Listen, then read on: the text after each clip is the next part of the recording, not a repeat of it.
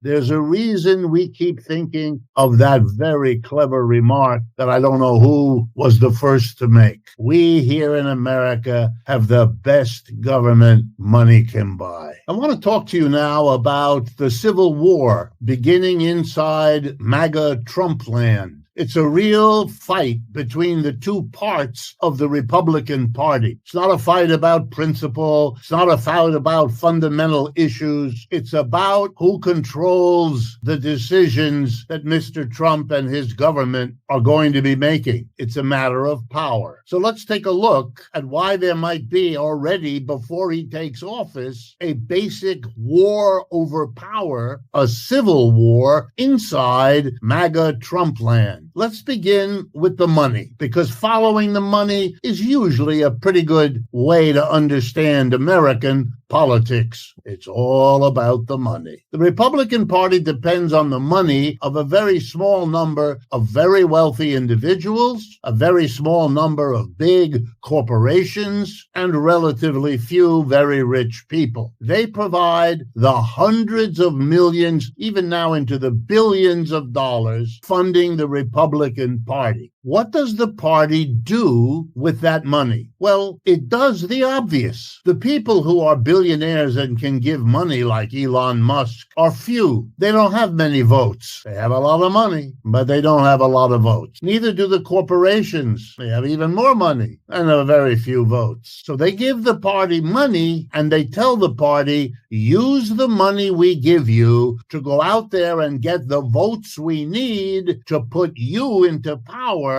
so you can do for us, your funders, what we want you to do. And that's what the Republicans do. They take those millions, those billions.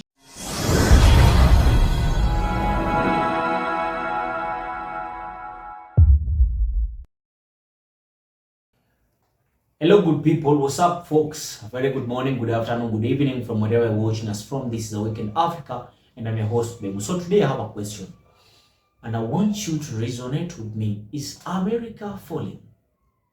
Is America on its free fall? Is America losing its glory?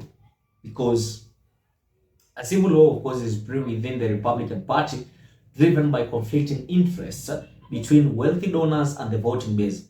The struggle revolves around immigration policies, where the elite favor immigrants for economic reasons, while the masses, influenced by scapegoating, oppose them. This dynamic reflects broader issues within the American political funding and power, right?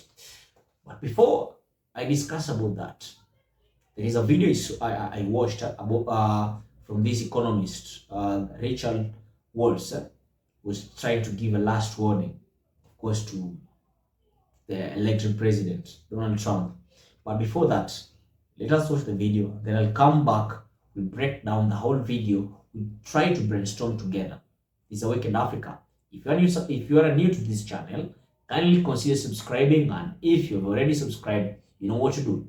Like, comment, and share. Let us create a community. This is brotherhood. It's A Week in Africa. I am Bemu. Let us watch the video.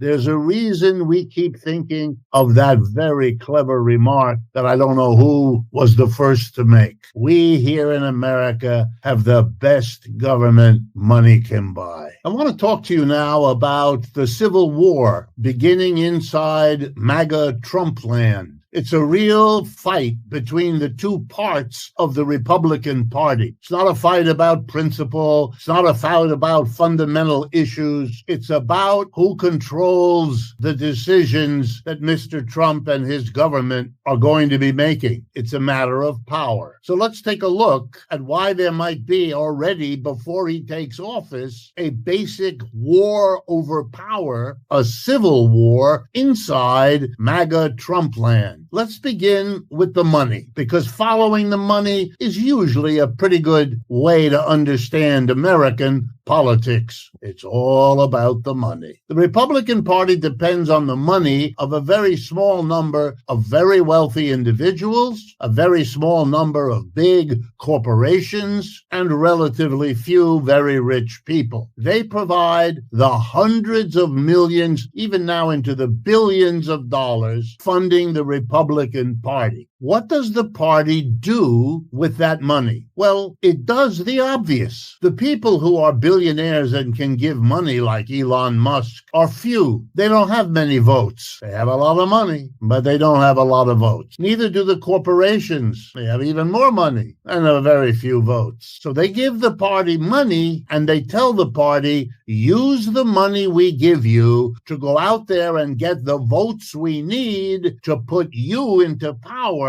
so you can do for us, your funders, what we want you to do. And that's what the Republicans do. They take those millions, those billions, and they flood the airways with advertisements. They shake up the internet. They put ads everywhere. They hire people from every corner that they can get a hold of to go out and get votes from their parishes, get votes from their employees if they can get them to do it. They use the money, in short, to buy millions of people's votes. Sure, they promise those people something, just like they promise the big donors the big money. They promise the little people little things that they can do. A law that suggests white people are maybe better than the rest of us, or maybe that there won't be abortions, or maybe this or that. Whatever they think those in the masses want to hear, they'll pay the money to get the message to them. Vote Republican, and you'll be able to have that gun, or 10 more like it, etc. You know all of this. You don't need me for that. And that's how the system works. And while I'm focused now on the Republican Party and the Civil War going on, the same kind of deal is the Democratic Party. They too have their big donors, their billionaires, the few corporations that support them, and they take that money and they go out and buy the massive votes they need. Only they buy them from union members, from minorities, from working people, the kind who support the Democratic Party. But it's a few donors buying a lot of votes on both sides. In that ways, these parties are similar. But now back to the Republicans. What's the Civil War about? Well, they want different things. The people at the top like immigration. They always have. They're the employer class. They like immigrants because you can pay them less for the same work. They like immigrants because if they don't do what you want, you terrorize them by threatening to inform the authorities, and they might lose their job or lose their citizenship or both. They are very pliant workers. If you bring them in on those HB1 visas and they don't keep the job or you fire them, they better go get that visa in a hurry or else they have to get out of the country. So they're not going to misbehave, are they? Not like a worker who is native born, doesn't have to worry about those issues. So the employers like immigration, but the mass of people have been persuaded over recent years to blame the deepening problems of American capitalism on immigrants. That's wrong. That makes no sense at all. It's what we used to call scapegoating. You can't do something about a problem, so you find someone to blame, focus everybody's upset on that scapegoat, do nothing about the problem, but relieve the pressure by having people demonize the scapegoat. It's far too familiar a part of American history and has been for many, many decades. So the Civil War pits those at the top who want immigration, who are going to demand, if they want the freedom to employ the immigrant. But the mass of people were led to believe by Mr. Trump and his associates that not only would they blame immigrants, but to keep the masses happy, or to be honest, to keep the masses voting Republican, you got to do something. And so there was all that talk about deporting millions of immigrants. Well, here's the problem. The rich people who fund the Republican Party want immigrants, and the mass of people who provide the votes don't, at least the majorities of both do and don't. So what's the Republican Party going to do? It's torn apart inside. The funders don't want the party to do what the mass of voters want, and vice versa. So they both turned to Mr. Trump. Both sides turned to the people they put in power, one with the money, the other with the votes. And Mr. Trump, like most politicians caught in that kind of civil war, went with the money, because that's what they do most of the time. Follow the money,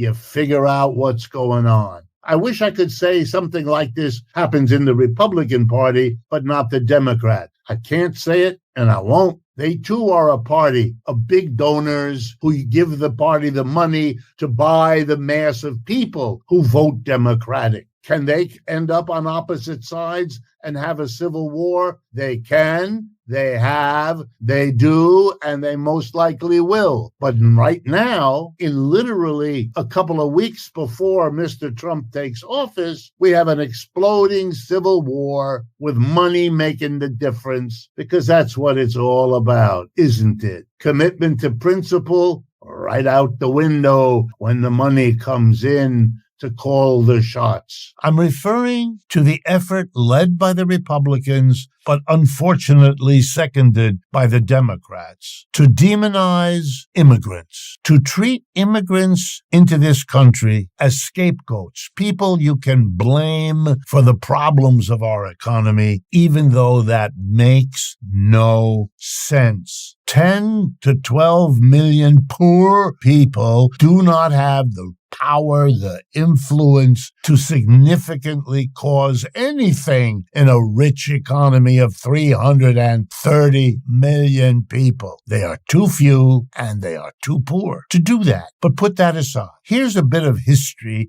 that'll show you what immigration or anti-immigration tells us about our economy. It tells us our economy is weak. What do I mean? When an economy is strong, and by that I mean it employs people, it's growing, it is in great shape, it absorbs immigrants. That's what America did when it was great. In the 19th century, particularly after the Civil War, when it grew fast. Again, in much of the 20th century, when it grew fast. It could and did welcome immigrants. They were one more part of the American labor force, thereby able in a growing economy to produce not only enough output to take care of their own wages and salaries, but enough to provide a profit to enterprises who could plow it back into their businesses, etc. Welcoming immigrants is a sign of economic health. Excluding immigrants, and worst of all, deporting immigrants, is a sign of economic weakness, inability to absorb. It's not the road to making America great again. It's the road in the opposite direction. It's an admission that the economy is in trouble and shows no prospects of getting better. Because if it did, then the immigrants wouldn't be a problem. They'd be absorbed now as they were so many times in this country's past. You don't want to face that dimension of immigrants? Fine. But then don't claim to be understanding or analyzing. You just want to cheer, regardless of what the reality suggests. Hello folks, welcome back to the channel, and this is what I have realized from the video, that the Republican Party is currently facing an internal struggle for power. That's true, primarily driven by financial influences rather than ideological differences.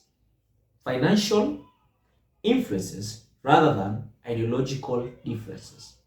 These conflicts highlights the role of wealthy donors in shaping political agendas. Let us all remember that this just ended campaign and election was for the Republican politicians. They were heavily funded by American billionaires. That's why I say this is a conflict highlights the role of wealthy donors in shaping political agendas, right?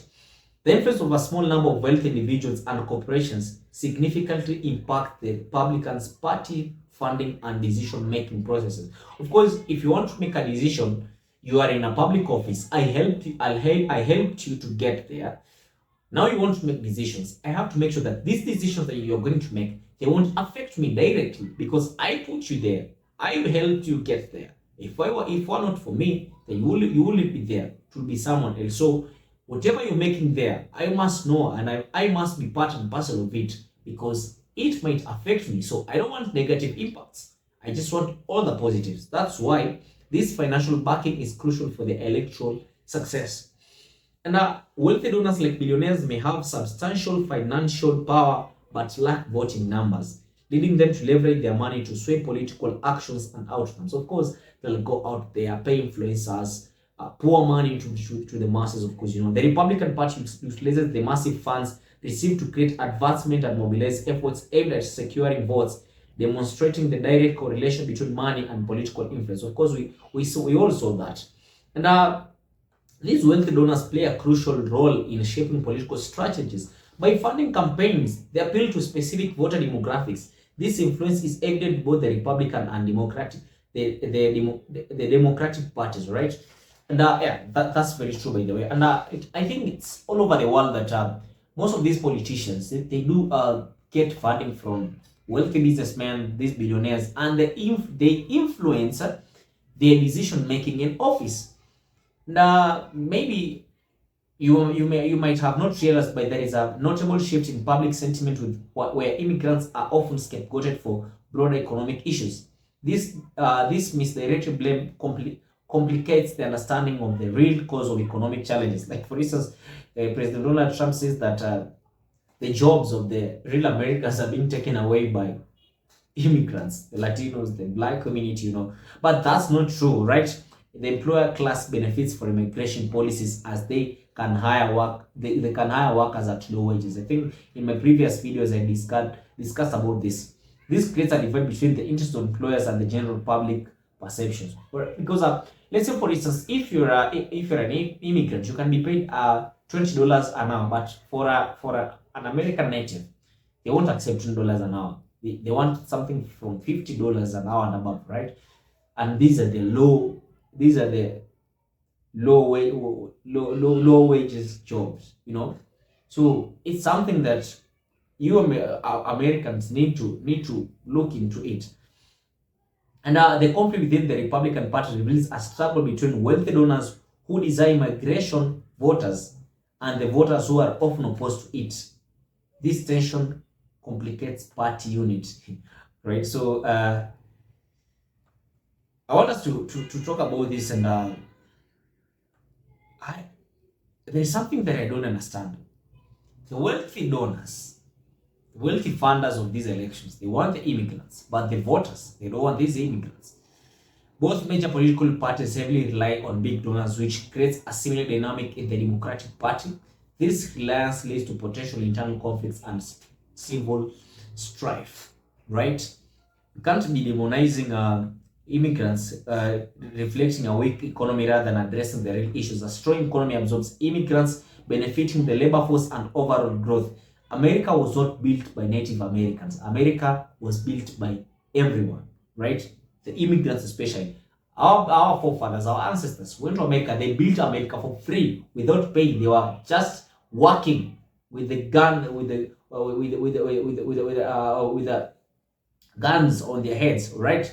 The scapegoating of immigrants by political parties shows a lack of commitment to principles, diverting attention from more pressing economic issues affecting the society. So, historically, periods of strong economic growth in Africa were marked by welcoming immigrants, showcasing how they contributed positively to the labor force and economic output. Like in the 1960s, when America was trying to rebuild itself, making itself more superpower, they welcomed so many people from the black community, the Latinos, go there, work in the agricultural sector, in the industrial sector. So many people went there, they were educated, they built America. But right now, Trump wants the immigrants out. Excluding or deporting immigrants signals economic trouble, as it indicates an inability to integrate newcomers into a thriving economy, which can stifle growth, right? So, according to my own opinion, I think that Trump and the Republicans are not right to say that they are going to wipe out all of these immigrants, while immigrants are the same people who help the economy to grow, because, of course, they work with low wages. These are people who are underpaid or paid peanuts. Their working conditions are not that good, but that's the truth. This is Awaken Africa. I am Bemo. Consider subscribing, liking, commenting, and sharing this content. Peace out.